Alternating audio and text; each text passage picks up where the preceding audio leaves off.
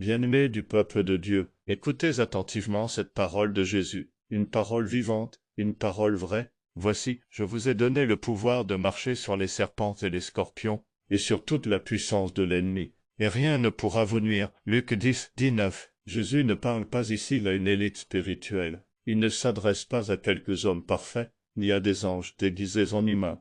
Il parle à ses disciples, à des hommes et des femmes ordinaires, mais connectés à un Christ extraordinaire. Première vérité, l'autorité vient de Jésus, pas de nous. Remarquez bien les mots, je vous ai donné. L'autorité spirituelle ne se mérite pas, elle se reçoit. Ce n'est pas le fruit de la force humaine, mais le résultat d'une relation avec Christ. Si tu es en Christ, si tu lui fais confiance, si tu marches avec lui, alors tu n'es pas sans défense. Deuxième vérité, l'ennemi n'est pas plus fort que ce que Dieu permet. Jésus parle de serpents, de scorpions, de toute la puissance de l'ennemi. Il ne nie pas l'existence du combat spirituel, mais il affirme une chose claire, l'ennemi a des limites, la peur crie fort, les épreuves l'impressionnent, mais l'autorité donnée par Christ est supérieure. Troisième vérité, marcher dans l'autorité demande de marcher dans l'obéissance. L'autorité spirituelle ne se manifeste pas dans le désordre, mais dans une vie alignée, une vie de prière, une vie de vérité, une vie d'humilité.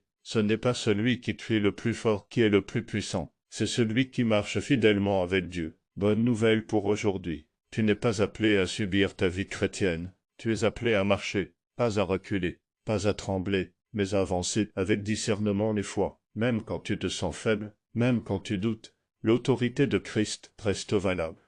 L'autorité spirituelle n'est pas réservée à une élite. Elle est donnée à ceux qui marchent avec Christ. Alors, peuple de Dieu, avance avec foi, marche avec sagesse, et rappelle-toi, celui qui est en toi est plus grand que celui qui est dans le monde. Amen.